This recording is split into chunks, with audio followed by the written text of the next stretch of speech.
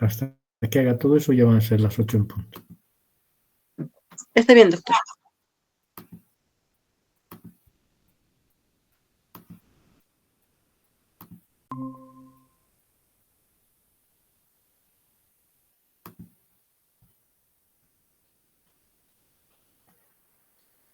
Muy bien. Empezamos porque son las 8 en punto. ¿Me escuchan y ven? Se le escucha, doctor, pero creo que todavía no se comparte su pantalla completamente. Ah, ¿no? ¿No se ve el título? Anatomía patológica del cáncer cervical, ¿no? Ya. Entonces empieza el relato.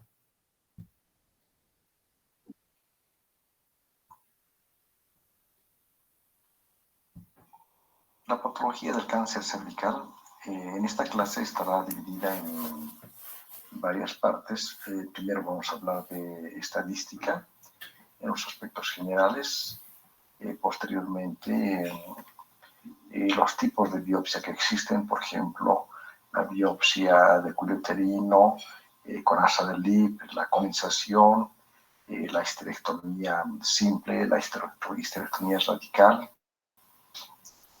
Posteriormente hablaremos algunos aspectos de la biología molecular del cáncer de cuello uterino, específicamente de la inmunistoquímica, los diferentes subtipos histológicos y finalmente el informe de anatomía patológica. Ok, se está escuchando, ¿no? Sí, doctor. Perfecto. Seguimos entonces, adelante.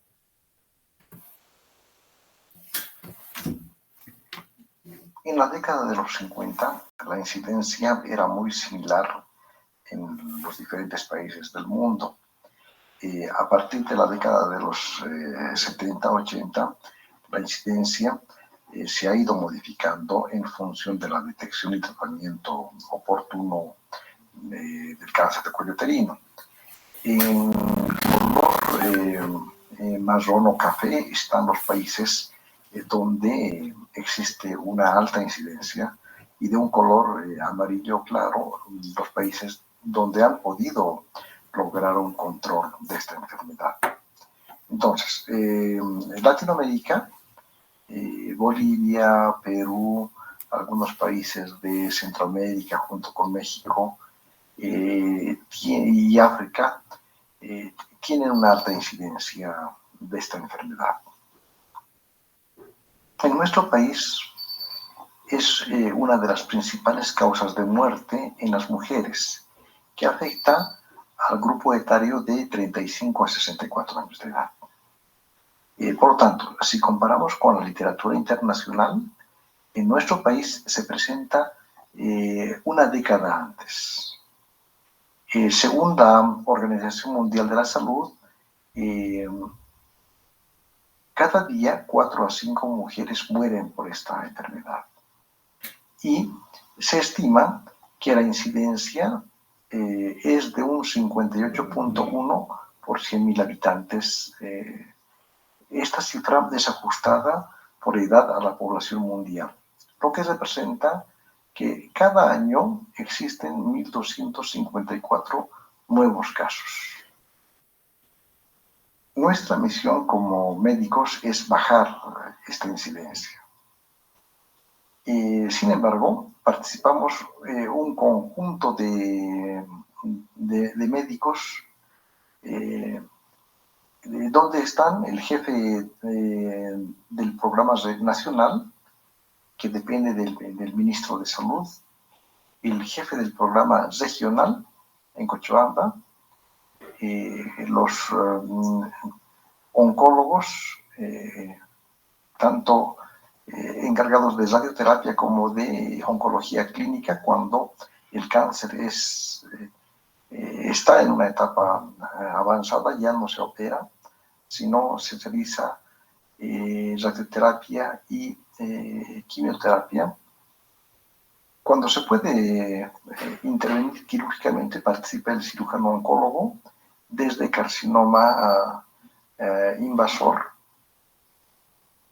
Medicina social también tiene un papel importante porque depende de esta especialidad la adecuada planificación de los programas y también el manejo de las estadísticas. Medicina familiar en los seguros, los ginecólogos que están encargados de la toma de muestra, tanto de citología, biopsia, del tratamiento, hasta carcinoma in situ, lo maneja este especialista.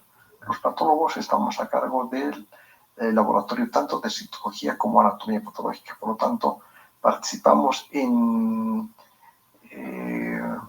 el diagnóstico citológico y también en la biopsia y el manejo de la esterectomía. Los psicólogos tienen una función importante para tratar el tema psicológico tanto en las pacientes como en su entorno familiar. Servicio social para conseguir medicamentos, disminuir los costos. Los médicos generales tienen un papel fundamental en primer nivel y también en segundo nivel. Hasta la década de los 70 existían por lo menos una docena de clasificaciones para el diagnóstico de la citología cervical. De estas clasificaciones, una sobrevivió hasta la década de los 80, inclusive 90, la clasificación de Papanicolaou. Papanicolaou clasificaba las citologías en clase 1 normal, clase 2 inflamatoria, clase 3 sospechosa y la subdividía en 3A, 3B, 3C. Clase 4 se refería al carcinoma in situ y clase 5 al carcinoma invasivo. Sin embargo, esta clasificación quedó obsoleta en la década de los 80 y apareció la nomenclatura del sistema Bethesda en el 2001. Paralelamente, para referirse a la biopsia, surgió la nomenclatura de Richard, que clasificaba a las biopsias con alteraciones en la maduración como neoplasia intraepitelial cervical grado 1, grado 2 y grado 3. La OMS aplicó la terminología displasia, que es idéntica a la clasificación de Richard, pero en vez de llamar neoplasia intraepitelial cervical, la OMS la denomina displasia, leve, moderada, severa. ¿Cuál es la importancia de la citología y la biopsia? La citología se puede aplicar a grandes grupos poblacionales. Se puede realizar miles de citologías. Por lo tanto, por el momento es el mejor método de selección para identificar a aquellas pacientes que tienen un riesgo de cáncer. Sin embargo, en todos los libros de oncología está que no se puede realizar un tratamiento terapéutico o cirugía en base solo a la citología. Se tiene que realizar una confirmación. Y la confirmación de una lesión se basa en la biopsia. Esta biopsia se toma del cuello uterino y puede ser inclusive tan amplia como una conización para llegar al tratamiento y también al diagnóstico definitivo. Uno de los problemas en medicina y también en citología son la tasa de falsos negativos, que oscila entre una cifra tan baja como 5% y tan alta como 55%. Para Bolivia se espera una tasa de falsos negativos de un 8%. ¿Por qué se producen los falsos negativos? Porque hay errores, existen errores en la toma de muestras. Depende mucho del adiestramiento del médico, del ginecólogo, del médico familiar. y también del método de toma de muestra. Pero los patólogos también estamos implicados en errores de observación, junto con el grupo de citotecnólogos. Tenemos una tasa de falsos negativos de un 10 a 47%. ¿Por qué no se toman conductas en base a un diagnóstico citológico? Las conductas se realizan en base a una biopsia, no en base a una citología. ¿Por qué? La citología emite un diagnóstico de probabilidad con un rango de error significativo. Quiere decir que puede haber error. Debe ser considerada como un simple indicador de probable lesión histológica. Aproximadamente 12% de discrepancia diagnóstica en la interpretación de lesiones de bajo grado y de alto grado. Es decir, hay discrepancia entre patólogos. 15 a 18% de las mujeres a las que se les ha diagnosticado como lesión de bajo grado en la citología resultan tener una lesión de alto grado en la biopsia dirigida.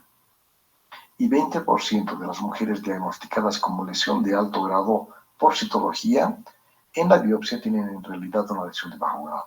Por lo tanto, existe un error y para un diagnóstico definitivo debe de realizarse una biopsia.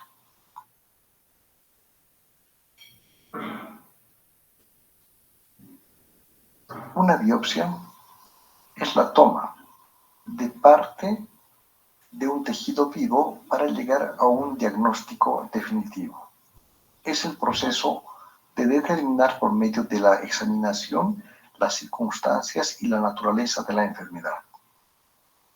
La muestra debe ser enviada al patólogo en forma adecuada, en formol y a la brevedad posible. ¿Alguna vez me han preguntado qué tamaño se necesita para llegar a un diagnóstico definitivo? La respuesta es el tamaño de muestra suficiente para realizar el proceso histopatológico y procedimientos auxiliares para un diagnóstico adecuado. No existe un tamaño, puede ser de milímetros o de centímetros, o inclusive toda la pieza quirúrgica.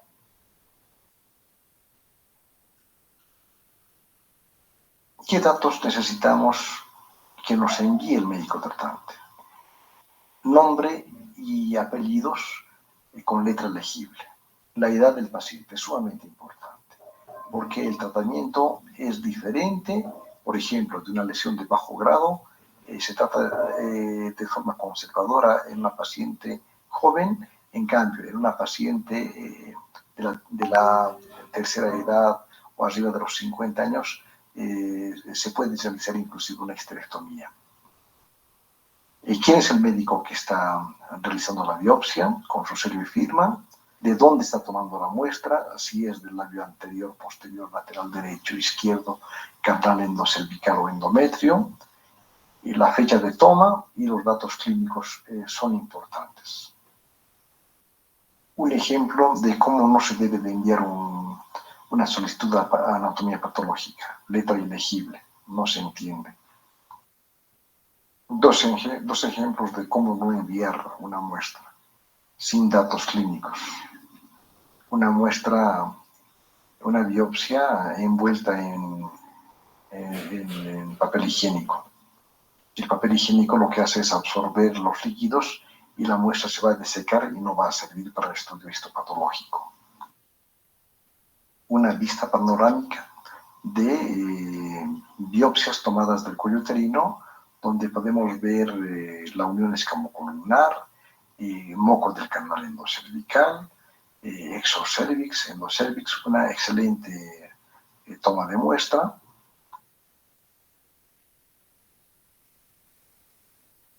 A inicios del 2000 es que se realizaron estudios para ver la patogenia, por qué se produce el cáncer del cuello uterino.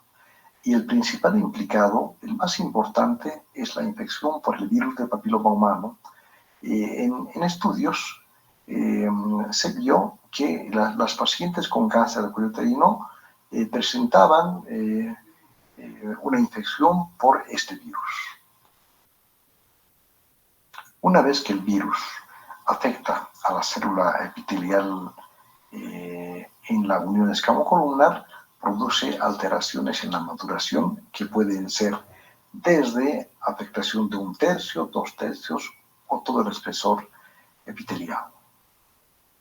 Por lo tanto, el virus del papiloma humano lo que produce es hiperplasia epitelial, proliferación de las células basales, inmadurez, ausencia de maduración, pérdida de la diferenciación celular.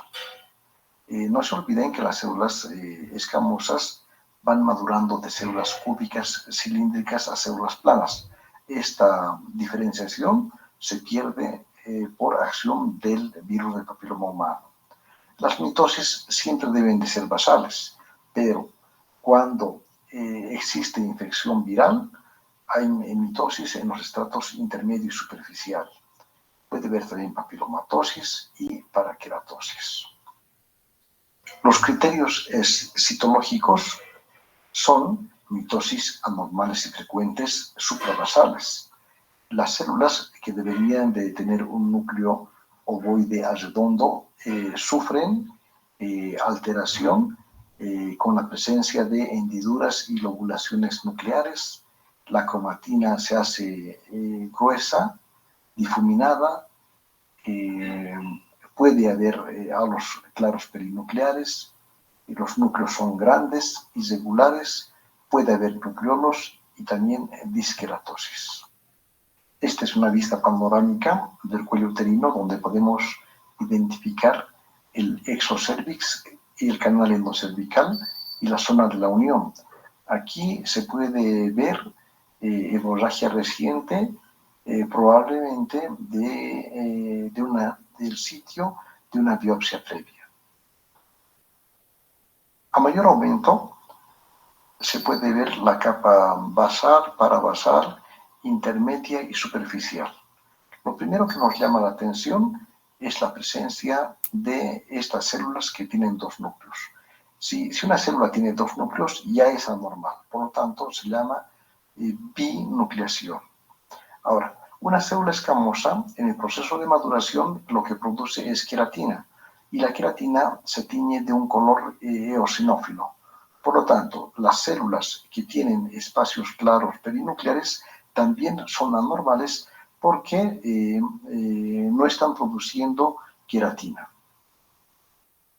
En este corte histológico podemos ver la membrana basal, la submucosa y el epitelio. La capa basal está proliferada con un aumento del grosor y hay alteraciones en la maduración que afectan 1/3 del grosor epitelial. Por lo tanto, estas alteraciones en la maduración se clasifican según Richard como neoplasia intraepitelial cervical grado 1. Si tomamos la clasificación de la OMS, sería una displasia leve. Y si adoptamos la clasificación del sistema Bethesda, una lesión intraepitelial escamosa de bajo grado. El creador del término condiloma es el doctor Alexander Meisels, un patólogo que trabajó por mucho tiempo en Canadá. En la década de los 70 realizó una descripción del condiloma con las variantes macroscópicas que lo publicó en una revista científica de una serie de más de 700 casos. Las lesiones condilomatosas del cérvix, tanto en la citología, en la colposcopía y en el estudio histopatológico. El doctor Meisels describió el condiloma exofítico, que aparece como una lesión elevada, similar a una verruga, el condiloma plano y el condiloma invertido que crece hacia la submucosa, pero respetando la membrana basal. La característica común de los condilomas es la presencia de estos halos claros perinucleares y la binucleación celular. Hay otros criterios, pero estos son los más importantes. Una lesión de bajo grado puede con el tiempo transformarse en una lesión de alto grado. Y la displasia moderada es un término que sirve para designar las alteraciones en la maduración celular que afectan una mitad o 2/3 del grosor epitelial total.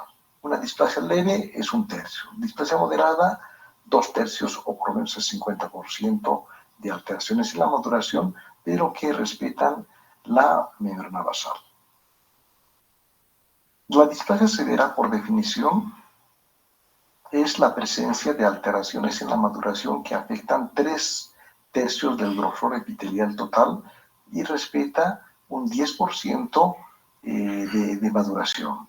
En cambio, el carcinoma in situ es la presencia de alteraciones en la maduración que afectan todo el grosor epitelial. En realidad no existe una diferencia entre displasia severa y carcinoma in situ.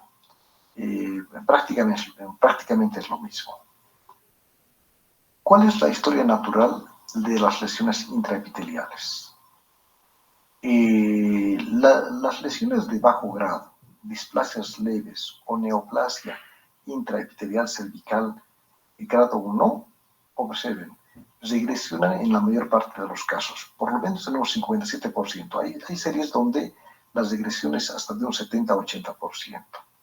En cambio, una displasia severa puede regresionar, pero es muy infrecuente. La mayor parte progresan hacia carcinomas intraepiteliales o inclusive invasores con el transcurso del tiempo. ¿Qué tiempo demora una lesión intraepitelial escamosa en transformarse en un carcinoma invasor? Depende del grado de lesión.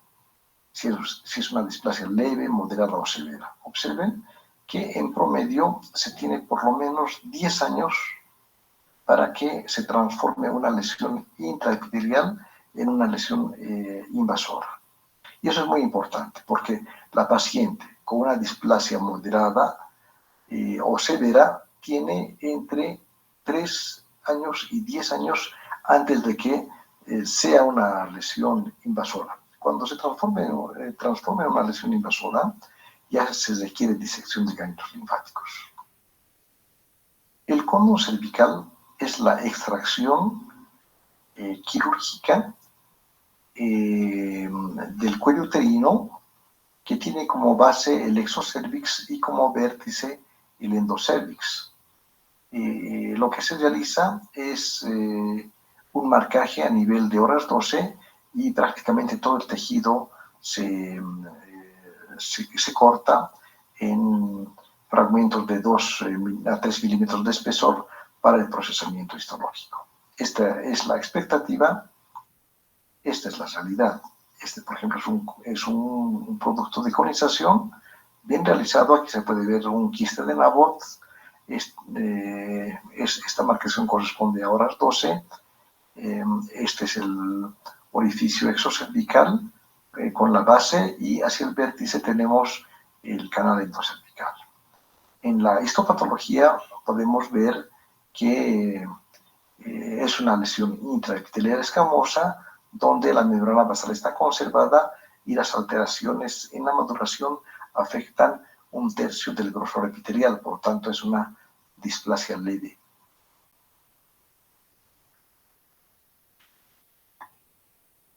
Otro tipo de tratamiento es el cono obtenido por LIP.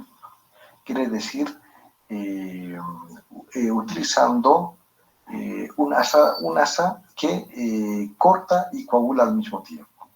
¿Cuál es la ventaja para el ginecólogo o para el oncólogo? Es que como corta y coagula no produce sangrado.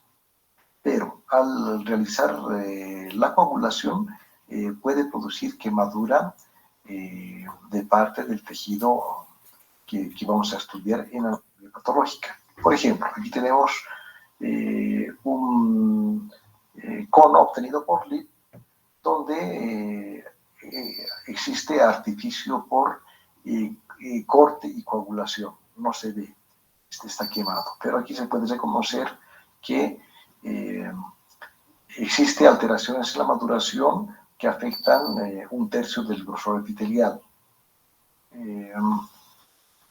En las biopsias obtenidas por LIP, según algunos autores, no se puede realizar un análisis de los bordes quirúrgicos. En el cono frío, sí. Una vez obtenida la pieza quirúrgica, lo que debemos de ver es la integridad de la membrana basal.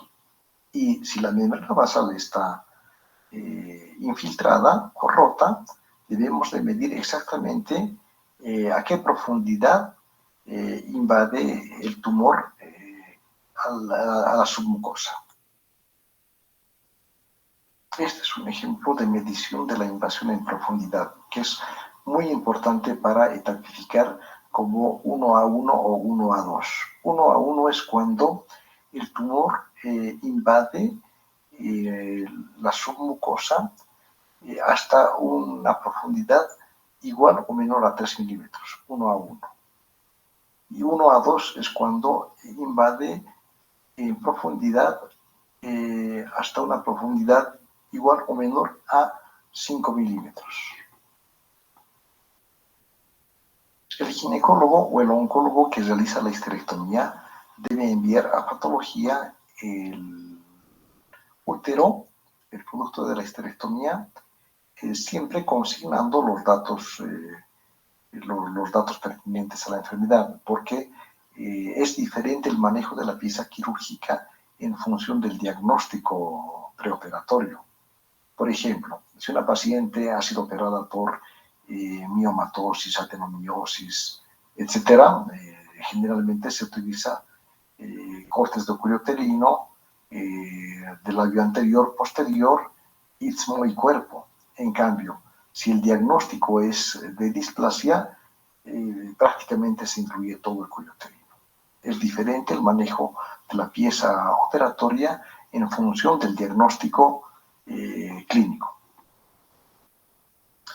Estas son fotografías macroscópicas de cáncer de cuello uterino en sus diferentes formas de crecimiento. Aquí tenemos el crecimiento elevado fungoide, como si fuera un pólipo, el tipo de crecimiento ulcerado e invasor y el tipo de crecimiento que se extiende hacia el canal endocervical en forma de basil o tonel. Estas son cirugías grandes que se realizaban en la década de los 80-90. Por ejemplo, aquí tenemos la vagina, el útero con los anexos, la vejiga, es una histerectomía radical. Esta es una pieza de quirúrgica de útero, la vejiga, el recto y el colon. Imagínense la reconstrucción quirúrgica de esta paciente. Esta es una fotografía macroscópica de un útero que parece un cáncer. Aquí está la vagina, la serosa uterina. Parece un cáncer, pero es un caso raro de miasis que pude observar hace una década. La biología molecular puede realizarse en base a una biopsia y en algunos casos en citología. En la citología tiene limitaciones. En cambio, en la biopsia se puede realizar más frecuentemente la inmunohistoquímica. En la citología existen dos tipos, la convencional y la de base líquida. La convencional es la que actualmente se realiza en los centros de primer, segundo y tercer nivel en nuestro país. En cambio, en otros países se realiza la citología de base líquida, que es diferente. Se utiliza siempre un cepillo endocervical. El cepillo endocervical se coloca en una solución conservadora y posteriormente se realiza la citocentrifugación Y en los extendidos se puede hacer análisis de la proteína P16, hibridación in situ e inclusive análisis digital. Esto es la citología de base líquida que no se realiza en nuestro país. Esto en países de primer mundo, Estados Unidos, Europa. La colposcopía lo hace el ginecólogo y el estudio histopatológico se puede realizar inmunohistoquímica con proteína P16, Ki67 e hibridación in situ. Por lo tanto, realizando hibridación in situ podemos identificar qué tipo, qué cepa de virus del papiloma humano es el que está afectando a los grupos poblacionales. Y según diversos estudios, el virus del papiloma humano más frecuentemente implicado en la patogenia del cáncer de cuello uterino es el tipo 16 seguido del 18. Después están el 45, 31, 33. Los más importantes a nivel mundial son el 16 y el 18. Este es un estudio donde se analiza el carcinoma epidermoide, el adenocarcinoma y una combinación de carcinoma epidermoide y adenocarcinoma. En este estudio también el virus del papiloma humano número 16 y 18 son los más frecuentemente implicados en el carcinoma de cuello uterino. Este es un corte de cuello uterino con una displasia leve. Por lo tanto, aquí podemos observar los halos claros perinucleares y la binucleación que puede producir el virus del papiloma humano. Esta es una inmunotinción que marca a las células que están infectadas por el virus del papiloma humano y que se tiñe con el cromógeno que se observa de un color marrón. Este es un corte del canal endocervical a nivel de la unión, donde podemos observar alteraciones en la maduración de las células glandulares. Estas células glandulares son positivas para infección del virus del papiloma humano que se demuestra con esta tinción de color marrón. En la biología molecular también podemos hacer uso del Ki67, que es un marcador de proliferación celular. El Ki67 es bajo en las lesiones reactivas o inflamatorias y es alto en las lesiones intraepiteliales. Se puede utilizar sola o acompañada de la proteína P16. No se utiliza en la citología convencional, solamente en la biopsia. Este es un ejemplo de la utilidad de la inmunohistoquímica, de la biología molecular. Aquí observamos un corte de la unión escamocolumnar a mayor aumento. Parece una metaplasia versus una lesión intraepitelial, porque hay nucleomegalia, estratificación nuclear, pero cuando se realiza un marcaje con Ki67 podemos observar que menos del 10% de las células están en proliferación, por lo tanto es simplemente una metaplasia en el canal endocervical. Es recomendable hacer una marcación con proteína P16. La proteína P16 se asocia a virus del papiloma humano de alto riesgo, por lo tanto se expresa en la displasia moderada severa y el carcinoma in situ. Aquí vemos las alteraciones en la maduración, pero qué fácil es identificar, observar de un color marrón las alteraciones en la maduración que afectan 2/3 del grosor epitelial. Esta es una displasia moderada o una lesión intraepitelial escamosa de alto grado. Un corte histológico del cuello uterino con la membrana basal conservada y las alteraciones en la maduración que afectan todo el grosor epitelial. Cuando se tiñe con proteína P16, todas las células se tiñen de forma homogénea de un color marrón. El cáncer de cuello uterino tiene tipos histológicos. Esta es la clasificación que utilizamos los patólogos, observen, una clasificación de más de 15 variantes de carcinoma de cuello uterino. Pero como ustedes son estudiantes de medicina, epidermoide, adenocarcinoma son los más importantes. El carcinoma epidermoide puede variar en diferentes series, de un 80 al 90%, se clasifican de células grandes, queratinizante, no queratinizante. El adenocarcinoma ocupa un 10% y el resto son sarcomas, melanomas, linfomas, etc.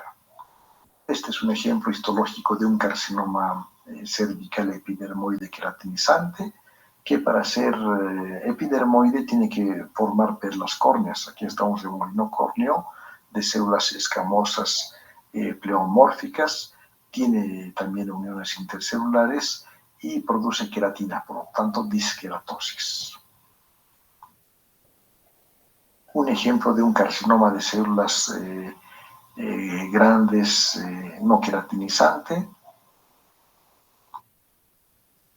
Por lo tanto, histológicamente, el carcinoma, tanto epidermoide como adenocarcinoma, se clasifican según los grados que el doctor Albert Brodels en 1918 realizó un estudio de gradificación. Este es un ejemplo de un carcinoma poco diferenciado donde las células escamosas no forman queratina. Se puede discutir inclusive su histogénesis. Es un carcinoma cervical epidermoide que parece un linfoma, linfoepitelioma-like. Pasamos a las lesiones glandulares. El cuello uterino también puede presentar displasia, atipia o adenocarcinoma que surge en la unión escamocolumnar, pero que en la variante adenocarcinoma crece hacia el conducto o el canal endocervical. El adenocarcinoma in situ surge en la unión y se extiende hacia el endocérvix. Arquitecturalmente parece una glándula normal, pero citológicamente todas las células cilíndricas son pleomórficas.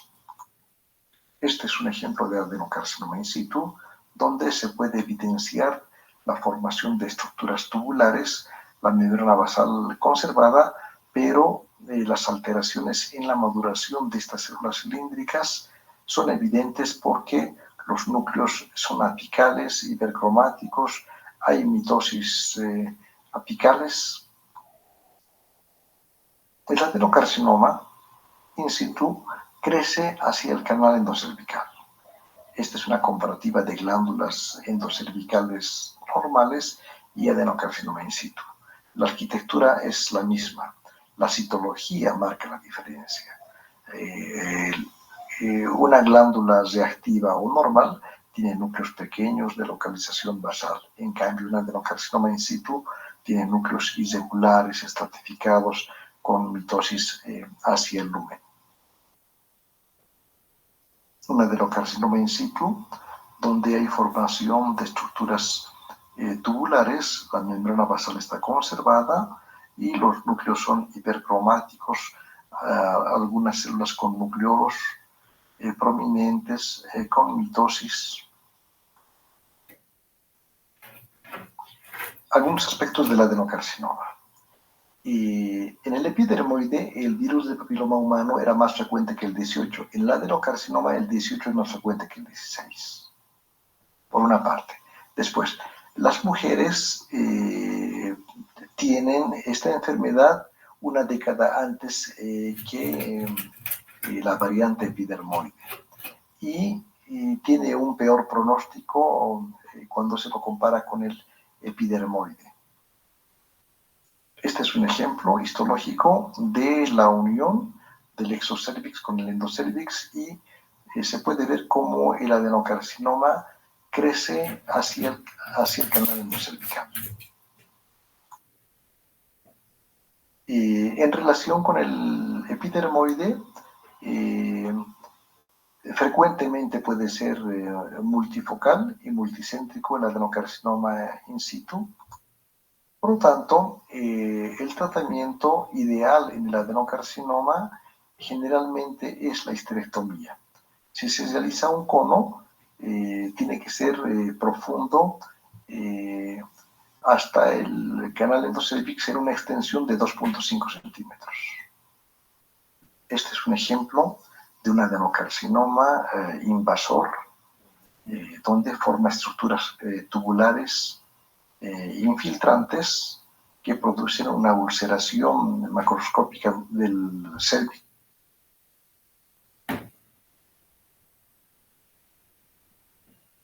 El informe de anatomía patológica tiene los datos de la paciente, su número de quirúrgico, la descripción macroscópica, que tiene que ser detallada, donde consigna el peso, el tamaño, cuánto mide en profundidad la lesión.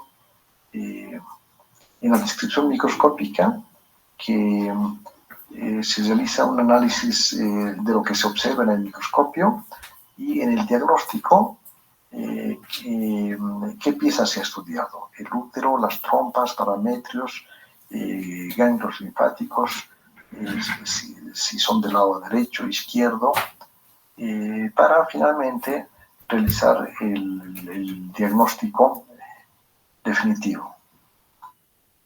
Este es un ejemplo de un producto de histerectomía, donde se puede evidenciar el cuello uterino ulcerado con una lesión neoplásica de aspecto infiltrativo que afecta a gran parte de las paredes del cuello uterino.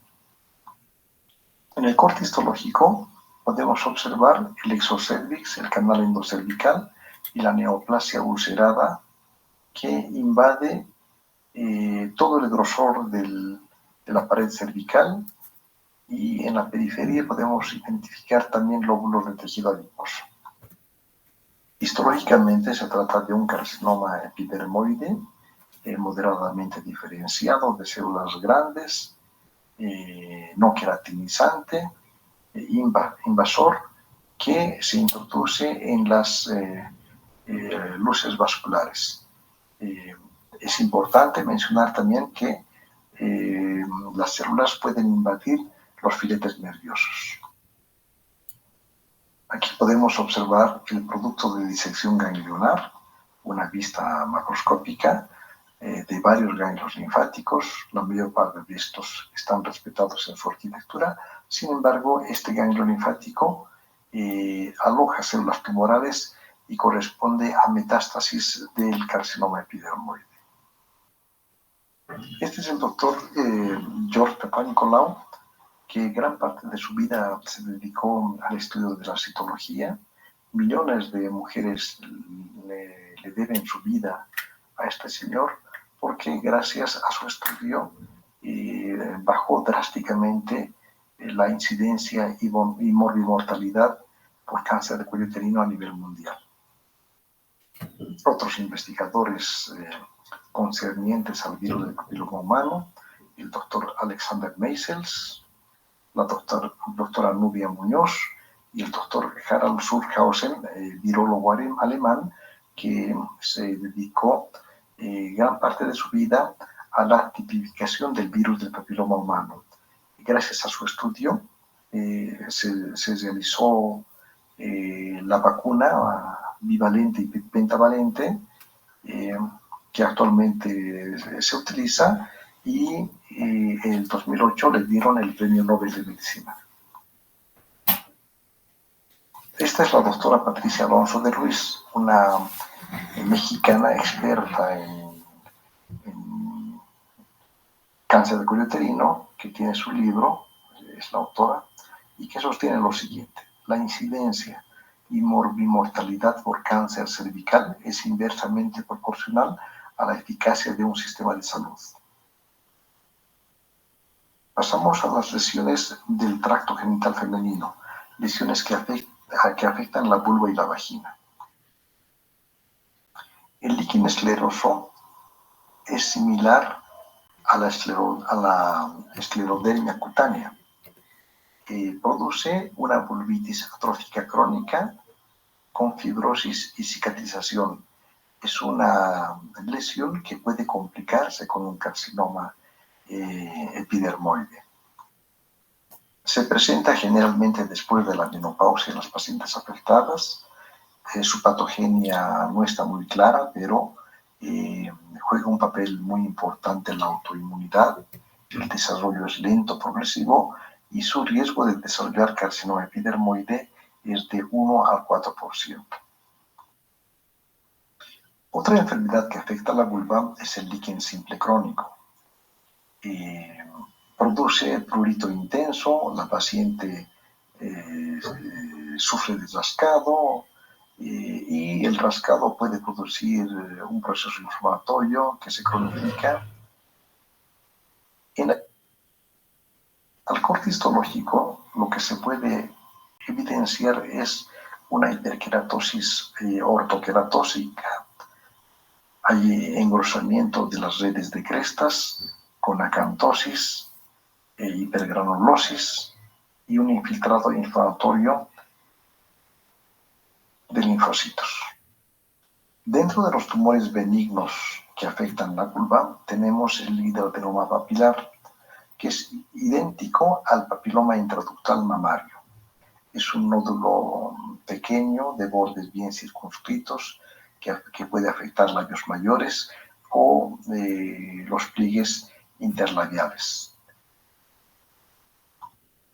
En la histopatología se puede evidenciar conductos y papilas con un revestimiento cúbico o cilíndrico que conserva la capa de células mioepiteliales. Una fotografía macroscópica de la vulva, parte del periné, con una lesión multicéntrica de aspecto verrugoso que corresponde a condilomas acuminados. Los condilomas acuminados que afectan la vulva están asociados al virus del papiloma humano tipo 6 y 11. Afectan la piel del periné, la vulva y el ano, y los criterios histológicos son similares al del cuello uterino, con halos claros perinucleares, binucleación, alteraciones en la maduración, cromatina difuminada y la membrana basal conservada. Una fotografía macroscópica de la vulva con una lesión exofítica localizada en la vulva, una lesión infrecuente, generalmente son carcinomas epidermoides y el resto corresponden a carcinomas vasocelulares, melanomas y adenocarcinomas.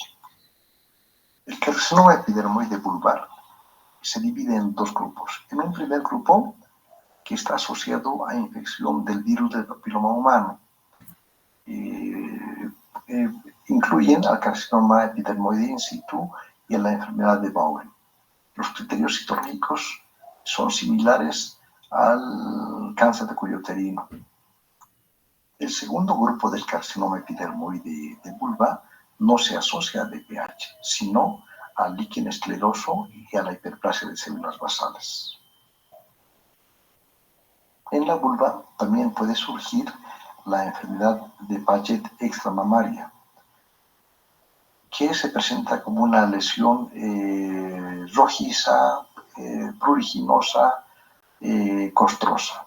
En la histopatología se puede observar conservación de la membrana basal, pero la proliferación de estas células grandes, pleomórficas, que parece un adenocarcinoma y que generalmente son PAS positivas. El melanoma maligno vulvar es infrecuente, corresponde a menos del 5% de los cánceres de vulva. Son lesiones sumamente agresivas, pigmentadas de bordes irregulares, de aspecto infiltrativo y con una alta tasa de mortalidad. La neoplasia intraepitelial escamosa vaginal es una lesión sumamente infrecuente, observen su incidencia 0.6 por 100.000, y para que sea primaria de vagina no tiene que existir en el cuello uterino, tiene que ser independiente. Este es un corte de vagina donde vemos la membrana basal conservada, las células escamosas con alteraciones en la maduración que afectan un 50% del grosor epitelial. Una neoplasia rara, por su frecuencia, es el adenocarcinoma primario de la vagina, que en la década de los 80-90 tuvo un pico de incidencia en madres que usaron dietilestilbestrol. Surge generalmente en la vagina, en el tercio superior, y está compuesta por grandes células cilíndricas vacuoladas que contienen glucógeno en su interior. Una neoplasia poco frecuente es el rhabdomyosarcoma embrionario, que se presenta en la edad pediátrica en niñas menores de 5 años. Morfológicamente, para el diagnóstico debemos de encontrar los rhabdomioblastos embrionarios malignos, y en la morfología macroscópica se presenta como masas grandes, redondeadas, que se proyectan por fuera de la vagina. Esta es una fotografía macroscópica de una lesión elevada, de un color violáceo, de bordes irregulares, una masa que protruye y que histológicamente está formada por células embrionarias pequeñas, alargadas, que corresponden a rhabdomioblastos embrionarios.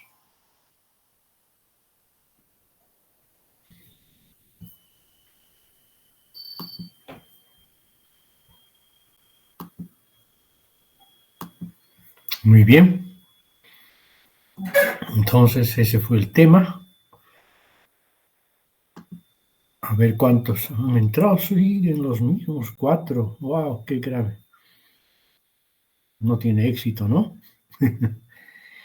Bueno, espero que les haya gustado, por lo menos a ustedes que han atendido, esta bonita exposición de tracto genital femenino, incluyendo el cáncer de cuello uterino, que es tan frecuente en nuestro medio.